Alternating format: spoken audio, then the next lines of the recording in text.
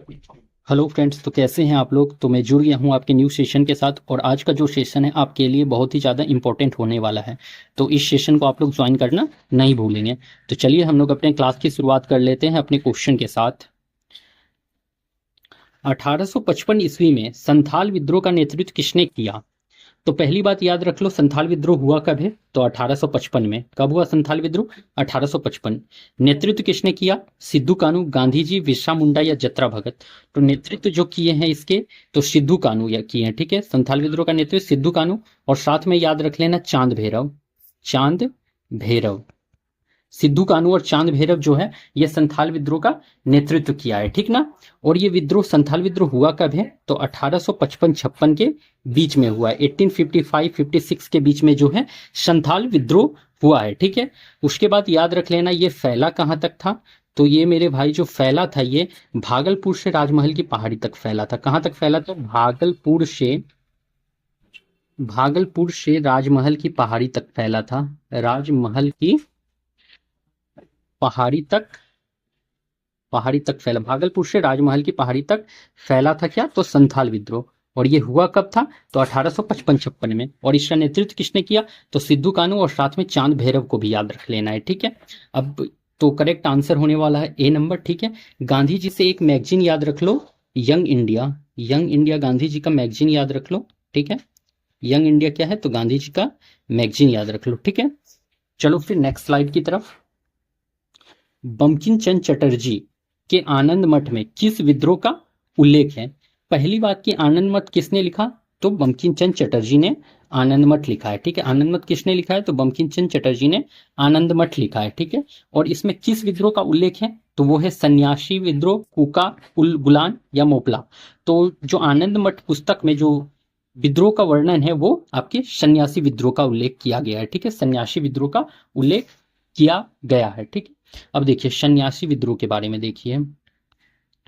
सन्यासी विद्रोह, विद्रोह, तो सन्यासी विद्रोह का पहला तो देख लो कि इसका नेतृत्व किसने किया। तो मजमून शाह और देवी चौधरानी। मजमून शाह और देवी चौधरानी, इसका नेतृत्व किसने किया है? तो मजमून शाह और देवी चौधरानी जो है सन्यासी विद्रोह का नेतृत्व करे हैं। ठीक ना। इतना बात क्लियर हो गया। और ये हुआ कहाँ था? तो ये हुआ था मेरे भाई, ये बंगाल में हुआ था। कहाँ हुआ था सन्यासी विद्रोह? तो बंगाल में हुआ था। ठीक है। कारण क्या था हुआ? तो कारण इसका था, किस वजह से ये हुआ था? तो वजह इसका यह था कि हिंदू और मुस्लिम के तीर्थ स्थान की यात्रा पर रोक लगाया गया था। ठीक ना। हिंदू और मुस्लिम की तीर्थ यात्रा पर रोक लगाया। ठीक है। तीर्थ यात्रा पर रोक लगाया गया था। इसी वजह से जो है सन्यासी विद्रोह हुआ था। और इस सन्यासी विद्रोह को दबाया किसने? तो सन्यासी विद्रोह को कोई दबाया है तो एक अंग्रेज दबाए। तो सन्यासी विद्रोह को दबाया किसने? तो वॉरेन हेस्टिंग्स ने दबाया है। वॉरेन हेस्टिंग्स जो है, हेस्टिंग्स, इसने सन्यासी विद्रोह को दबा दिया है। ठीक ना। वॉरेन हेस्टिंग्स जो है सन्यासी विद्रोह को दबा दिए हैं। ठीक। तो इतना बात क्लियर हो गया। चलिए फिर हम लोग चलते हैं नेक्स्ट स्लाइड की तरफ। मुंडा विद्रोह का नेता कौन था? मुंडा विद्रोह, सिद्धू, बिरसा, कानू, तिलका मांझी। तो मुंडा विद्रोह, तो मुंडा विद्रोह जो मेरे भाई ये हुआ है, ये हुआ है कब? तो मुंडा विद्रोह जो हुआ है ये 1899 से 1900 के बीच में हुआ है। ठीक है। 1899 से 1900 के बीच में जो हुआ है मुंडा विद्रोह हुआ है। ठीक है। और इसका नेतृत्व जो किसने किया है? तो इसको किया है बिरसा मुंडा ने नेतृत्व किया। बिरसा मुंडा, बिरसा मुंडा। मुंडा विद्रोह का नेतृत्व कौन किया है? तो बिरसा मुंडा। इनको धरती अब्बा भी कहा जाता था। धरती आबा, धरती आ अब्बा कह सकते हैं इसको, धरती आबा या धरती अब्बा। तो इनको बिरसा मुंडा को ही धरती आबा के नाम से भी जाना जाता था। ठीक है। धरती अब्बा के नाम से भी बिरसा मुंडा को जाना जाता था। और ये किस इलाका में फैला? तो छोटा नागपुर के इलाका में फैला है। ठीक है। छोटा नागपुर के इलाका में फैला, इलाका में पूछ लेगा आपसे मुंडा विद्रोह किस इलाका में फैला था। तो छोटा नागपुर के इलाका में फैला था। ठीक है। उसके बाद इसको देखिए, मुंडा विद्रोह को ना उलगुलान विद्रोह के नाम से भी जाना जाता है। उलगुलान विद्रोह भी कहते हैं। मुंडा विद्रोह को उलगुलान विद्रोह के नाम से भी जाना जाता है। उलगुलान विद्रोह भी कहते हैं। ठीक है। मुंडा विद्रोह को उलगुलान विद्रोह भी कहते हैं। ठीक। उसके बाद देखिए एक बात ये याद रखिए, बिरसा मुंडा जो थे ना, फरवरी 1900 में गिरफ्तार हो गए थे। बिरसा मुंडा जो थे, मुंडा, ये फरवरी 1900 में जो हुए थे ना, फरवरी 1900 में जो है ये गिरफ्तार हो गए थे। ठीक है, इनको गिरफ्तार कब किया गया था? तो फरवरी 1900 में गिरफ्तार किया गया था और रांची जेल भेजा गया। कहाँ भेजा गया? रांची जेल भेजा गया, जेल भेजा। ठीक, फरवरी 1900 में गिरफ्तार हुए और रांची जेल इनको भेजा गया। ठीक है, और बिरसा मुंडा का जो मृत्यु हो गया, वो जून 1900 में हो गया। ठीक है, जून 1900 ईस्वी में जून में जो है बिरसा मुंडा का मौत हो गया है। ठीक है ना, तो मुंडा विद्रोह का नेता कौन था यहाँ पे? तो बिरसा मुंडा इसके नेता थे। ठीक है ना, इतना बात आई होप कि क्लियर हो गया होगा। चलिए फिर नेक्स्ट स्लाइड की तरफ। 1831 में बुद्धो भगत के नेतृत्व में कोल विद्रोह किस क्षेत्र में हुआ? कोल विद्रोह पूछ लिया है आपसे, तो कोल विद्रोह किस क्षेत्र में हुआ? तो मेरे भाई जो कोल विद्रोह हुआ है वो किस क्षेत्र में हुआ है? कच्छ, सिंहभूम, पश्चिमी घाट, सतारा, उपयुक्त में से कोई नहीं, उपयुक्त में से एक से अधिक। तो जो कोल विद्रोह हुआ है वो सिंहभूम इलाके में हुआ है। ठीक ना, सिंहभूम इलाके में हुआ है। और कोल विद्रोह हुआ कब है? तो कोल विद्रोह जो मेरे भाई ये हुआ है 1831 में हुआ है। ठीक है, और कोल विद्रोह का नेतृत्व किसने किया है? तो बुद्धो भगत ने किया है। किसने किया है? तो बुद्धो भगत ने नेतृत्व किया है। ठीक ना, बुद्धो भगत ने कोल विद्रोह का नेतृत्व करा है। ठीक, इतना बात क्लियर हो गया। तो चलिए फिर नेक्स्ट स्लाइड की तरफ। नील विद्रोह कहां हुआ था? उड़ीसा, उत्तर प्रदेश, बंगाल या महाराष्ट्र? तो नील विद्रोह जो हुआ था ये हुआ था आपका बंगाल में हुआ था। ठीक है, कहां हुआ था? बंगाल में हुआ था। नील विद्रोह कहां हुआ था? तो बंगाल में हुआ था। अब नील विद्रोह से एक बात याद रख लीजिए कि नील विद्रोह का नेता कौन था? तो नेता जो था वो दिगंबर विश्वास और विष्णु विश्वास थे। दिगंबर विश्वास और साथ में क्या थे? विष्णु विश्वास, विश्वास।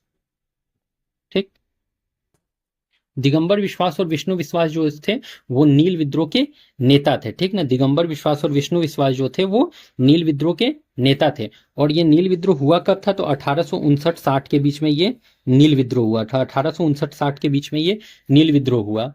देखिए इसमें होता क्या था, मेनली इसमें होता यह था कि देखिए अंग्रेज जो थे ना जबरदस्ती नील का खेती करवाते थे। ठीक है, किसान से, जिसकी वजह से क्या होता था, जमीन बंजर हो जाता था। जब जमीन बंजर हो जाता था तो किसान खेती नहीं करना चाहते थे, बट अंग्रेज जो थे उनसे जबरदस्ती जो है नील की खेती करवाते थे। ठीक है, तो नील विद्रोह कहाँ हुआ है आपका?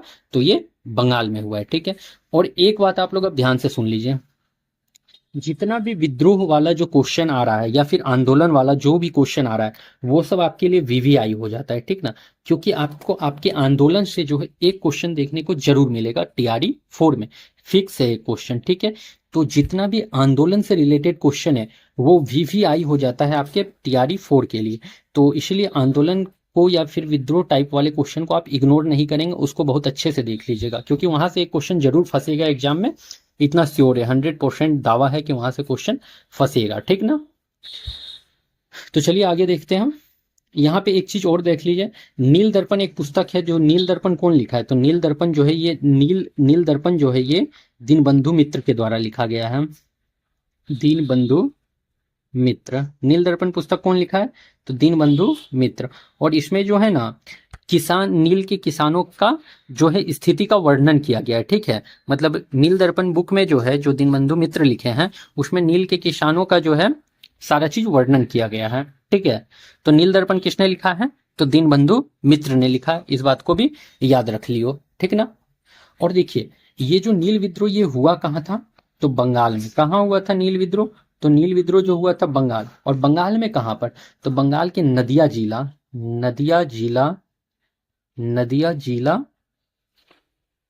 के कहाँ पे? तो गोविंदपुर गांव में। नदिया जिला के गोविंदपुर गांव में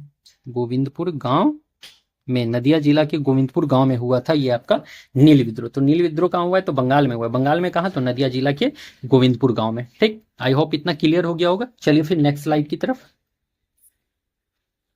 पंजाब में हुक्का आंदोलन का प्रारंभिक उद्देश्य क्या था? सिख धर्मों को प्रकृष्ट करना, पंजाब में राजनीतिक शक्ति प्राप्त करना, कृषक आंदोलन का संगठन, उपयुक्त में से एक से अधिक।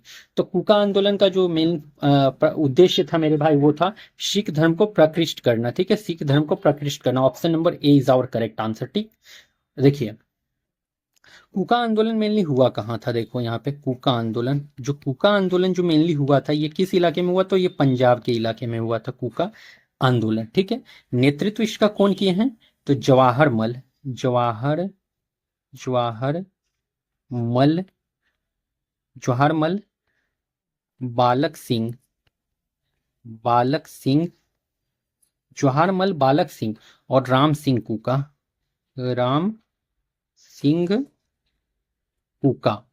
ठीक, तो नेतृत्व किसने किया है कूका आंदोलन का, तो जवाहर मल, बालक सिंह और राम सिंह कूका। ठीक है, और ये कहाँ पे हुआ था आंदोलन, तो ये आंदोलन जो हुआ था मेरे भाई ये पंजाब में हुआ था। ठीक ना, और देखिए इसका मेन क्या था फंक्शन, तो इसका मेन काम यही था कि सिख धर्म के प्रचलित बुराई को दूर करना।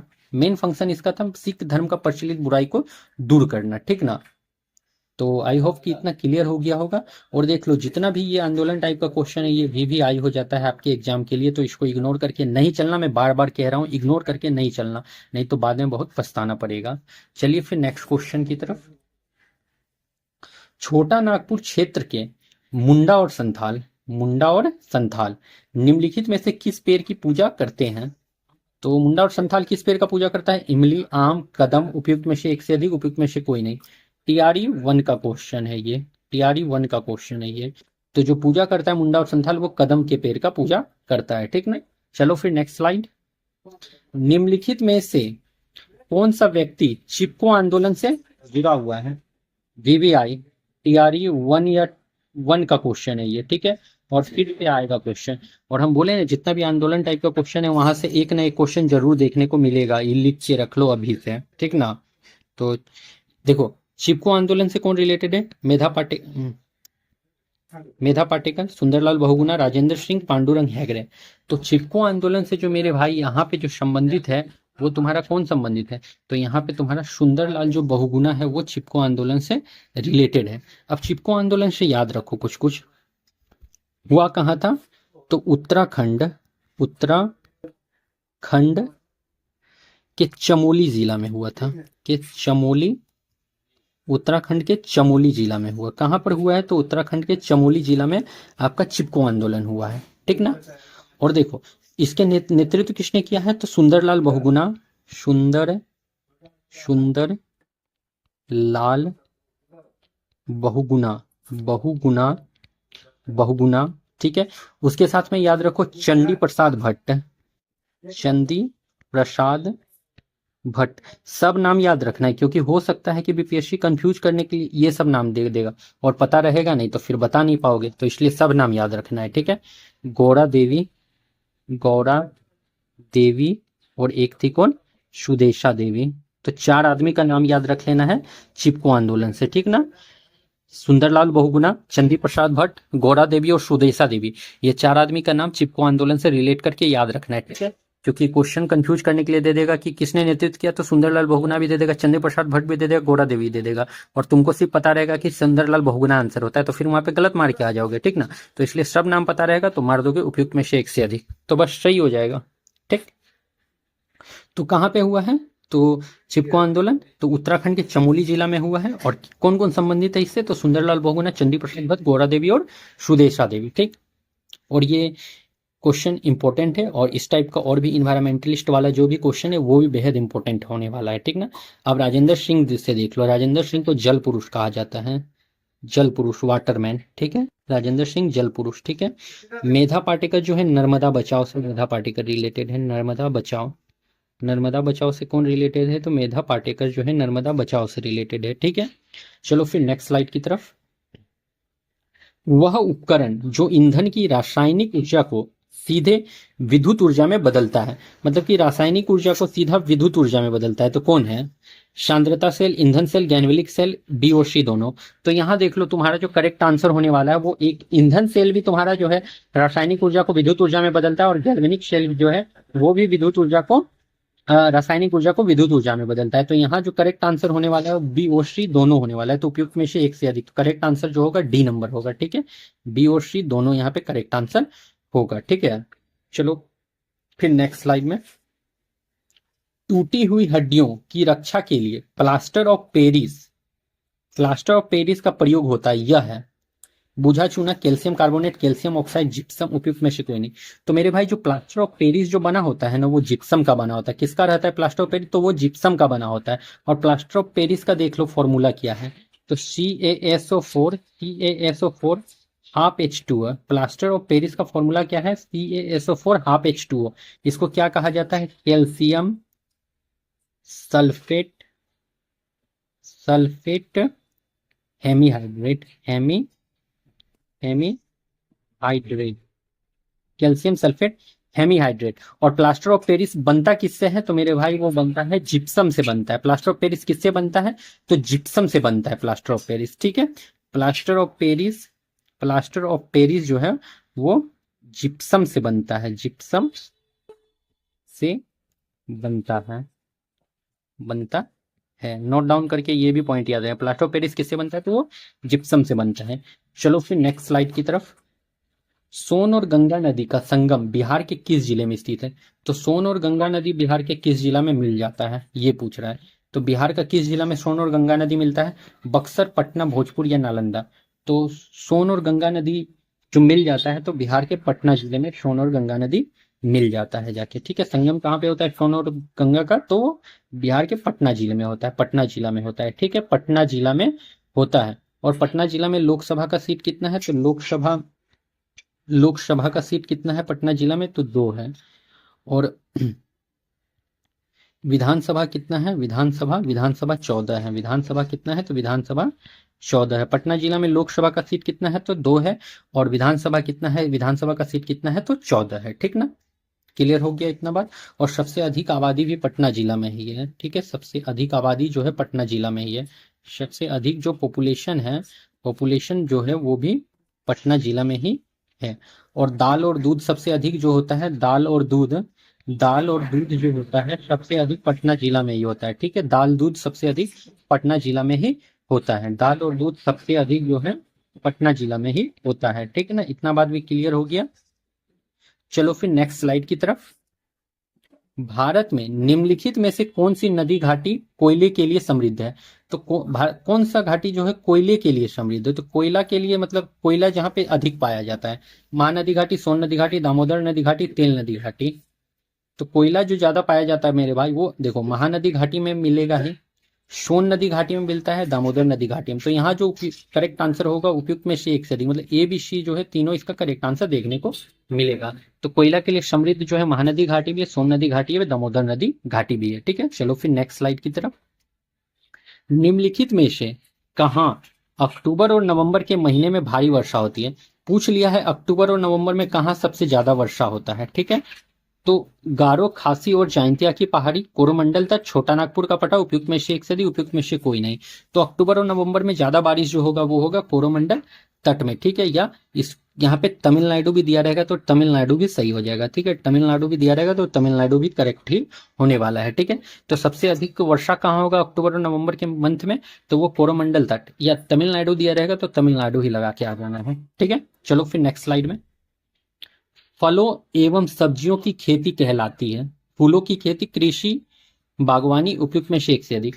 तो फल और सब्जी का खेती जो मेरे भाई कहलाता है वो बागवानी, जिसको कि हॉर्टिकल्चर कहा जाता है। हॉर्टिकल्चर कहते हैं। ठीक है, हॉर्टिकल्चर कहा जाता है। ठीक है, तो फलों एवं सब्जी की खेती क्या कहलाता है? तो बागवानी, और जिसको कि हॉर्टिकल्चर कहते हैं। ठीक है, तो ऑप्शन नंबर सी करेक्ट होने वाला है, हॉर्टिकल्चर।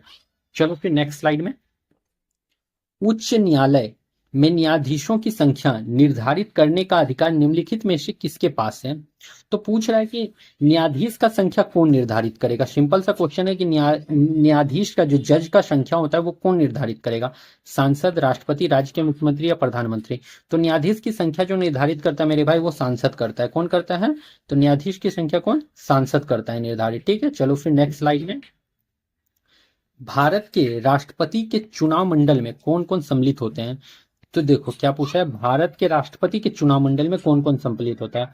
तो पहली बात याद रख लो कि राष्ट्रपति का आर्टिकल कितना है, राष्ट्रपति का आर्टिकल क्या है, राष्ट्रपति का आर्टिकल कितना है, तो 52 से 62 तक है, 52 से 62 तक राष्ट्रपति का आर्टिकल है। और एक ट्रिक आपको बताए हैं, पिकानिको का दियोदशम, पिकानिको का दियोदशम इसका ट्रिक है, और ये ट्रिक आपको हम अच्छे से बता दिए हैं। ठीक है, तो इसको अगर नहीं देखे हैं तो पीछे वाले वीडियो में देख लीजिएगा, प्रीवियस वीडियो में बताएं अच्छे से। पिकानिको का दियोदशम, तो इसी से ही पूरा राष्ट्रपति का आर्टिकल बता दिए हैं, इसी ट्रिक से, पिकानिको का दियोदशम से। ठीक है, राष्ट्रपति का आर्टिकल बताए हम, तो पिकानिको का दियोदशम। और देखिए चुनाव मंडल में कौन कौन सम्मिलित है, तो राज्यसभा के सभी निर्वाचित सदस्य, लोकसभा के सभी निर्वाचित सदस्य, राज्य विधानसभा के सभी सदस्य, उपयुक्त। तो देखिए इसमें जो शामिल होता है ना मेरे भाई, तो राष्ट्रपति का जो चुनाव मंडल में या निर्वाचक मंडल में जो शामिल है, वो देखो पहली बात तो याद रख लो कि राज्यसभा का सभी निर्वाचित सदस्य शामिल रहेगा, लोकसभा का भी सभी निर्वाचित सदस्य शामिल रहेगा, और राज्य विधानसभा का भी सभी निर्वाचित सदस्य, सभी सदस्य नहीं, निर्वाचित सदस्य शामिल रहेगा। ठीक है, तो यहाँ जो करेक्ट आंसर होने वाला है ए और बी होगा करेक्ट आंसर। तो इसको इस तरह से याद रखो। देखो राष्ट्रपति के चुनाव में कौन कौन शामिल होता है, देखो निर्वाचक मंडल, या इस तरह से लिख लो निर्वाचक मंडल। तो राष्ट्रपति का निर्वाचक मंडल में कौन कौन शामिल है, तो देखो निर्वाचक मंडल, लोकसभा, लोकसभा, राज्यसभा, राज्यसभा, और प्लस में क्या है, राज्य विधानसभा, राज्य विधानसभा, विधानसभा के सभी सिर्फ निर्वाचित सदस्य, मनोनीत नहीं, सभी निर्वाचित सदस्य, निर्वाचित सदस्य सिर्फ भाग ले सकते हैं, मनोनीत सदस्य नहीं। ठीक है, निर्वाचित सदस्य, तो इस बात को याद रखिएगा, थोड़ा थोड़ा मैं कंफ्यूज करा देगा वहां पे। तो सभी निर्वाचित सदस्य, मनोनीत सदस्य नहीं होगा इसमें, ठीक, सभी निर्वाचित सदस्य। ठीक है, और देखिए अब पूछ लेगा कि आपसे उपराष्ट्रपति के निर्वाचक मंडल में कौन कौन शामिल होता है, उपराष्ट्रपति भी तो जानना जरूरी है। तो उपराष्ट्रपति के निर्वाचक मंडल में कौन कौन शामिल है, तो उपराष्ट्रपति के निर्वाचक मंडल में लोकसभा, लोकसभा, राज्यसभा, राज्यसभा, राज्यसभा के सभी निर्वाचित और मनोनीत सदस्य। देखिए उपराष्ट्रपति में निर्वाचित और मनोनीत दोनों भाग लेगा, निर्वाचित और प्लस में मनोनीत, मनोनीत सदस्य। ठीक, तो देख लो राष्ट्रपति का निर्वाचक मंडल में कौन कौन भाग लेगा, तो लोकसभा, राज्यसभा और राज्य विधानसभा का सभी निर्वाचित सदस्य, मनोनीत सदस्य नहीं भाग लेगा। लेकिन उपराष्ट्रपति का जो चुनाव में भाग लेगा वो लोकसभा, राज्यसभा का सभी निर्वाचित और मनोनीत सदस्य दोनों भाग लेगा। लोकसभा, राज्यसभा का सभी निर्वाचित और मनोनीत सदस्य जो है उपराष्ट्रपति के चुनाव में भाग लेगा। क्लियर हो गया, चलिए फिर नेक्स्ट स्लाइड की तरफ। संसद के संयुक्त सत्र की अध्यक्षता कौन करता है, तो संयुक्त सत्र की अध्यक्षता कौन करता है, तो संयुक्त सत्र का मतलब हो गया पहली बात की ज्वाइंट सीटिंग, ज्वाइंट सीटिंग। ठीक है, तो इसका अध्यक्षता कौन करता है, और संयुक्त सत्र जो है ना मेरे भाई वो आर्टिकल नंबर 108 में आता है। कितने नंबर में आता है, तो आर्टिकल 108 में आता है। ठीक है, और देखो इसकी अध्यक्षता कौन करेगा, राष्ट्रपति, लोकसभा का अध्यक्ष, उपराष्ट्रपति, प्रधानमंत्री। तो संयुक्त सत्र की अध्यक्षता जो करता है वो लोकसभा का अध्यक्ष करता है। ठीक है, अगर लोकसभा का अध्यक्ष नहीं है, लोकसभा का अध्यक्ष नहीं है तो उपाध्यक्ष करेगा। अध्यक्षता कौन करता है, तो इसका देखो अध्यक्षता जो करता है, अध्यक्षता लोकसभा, लोकसभा अध्यक्ष, अध्यक्ष। ठीक है, अगर अध्यक्ष न होने पर, लोकसभा अध्यक्ष न होने पर लोकसभा उपाध्यक्ष, लोकसभा उपाध्यक्ष करता है, उपाध्यक्ष करता है। ठीक है, और अगर लोकसभा का उपाध्यक्ष न हो, लोकसभा का उपाध्यक्ष भी न होने पर कौन करेगा, तो वो राज्यसभा का उपसभापति, राज्यसभा, राज्यसभा का उपसभापति करेगा। ठीक है, राज्यसभा का उपसभापति, सभापति। तो देखो ये 3 बात याद रखना। अध्यक्षता कौन करता है तो ज्वाइंट सेशन का, तो लोकसभा का अध्यक्ष। लोकसभा का अध्यक्ष अगर नहीं हो तो लोकसभा का उपाध्यक्ष करेगा उसका अध्यक्षता, ठीक है। अगर लोकसभा का उपाध्यक्ष भी नहीं है तो राज्यसभा का उपसभापति करेगा, ठीक है। और देखो इसको बुलाता कौन है, ज्वाइंट सेशन को बुलाता कौन है, ज्वाइंट सीटिंग या संयुक्त सत्र को बुलाता है कौन है, तो बुलाता है कौन, तो बुलाता है राष्ट्रपति, राष्ट्रपति, ठीक है। ज्वाइंट सीटिंग को या ज्वाइंट सेशन को बुलाएगा कौन, राष्ट्रपति। लेकिन अध्यक्षता कौन करेगा, तो अध्यक्षता करेगा लोकसभा का अध्यक्ष। लोकसभा का अध्यक्ष अगर नहीं होगा तो लोकसभा का उपाध्यक्ष अध्यक्षता करेगा। लोकसभा का उपाध्यक्ष भी नहीं है तो राज्यसभा का उपसभापति अध्यक्षता करेगा, ठीक है। और ज्वाइंट सेशन को बुलाएगा कौन, तो राष्ट्रपति बुलाते हैं ज्वाइंट सेशन को, ठीक है। आई होप कि इतना बात क्लियर हो गया होगा। चलिए फिर नेक्स्ट स्लाइड की तरफ। अच्छा, तो आज का क्वेश्चन आपका कंप्लीट हो गया है।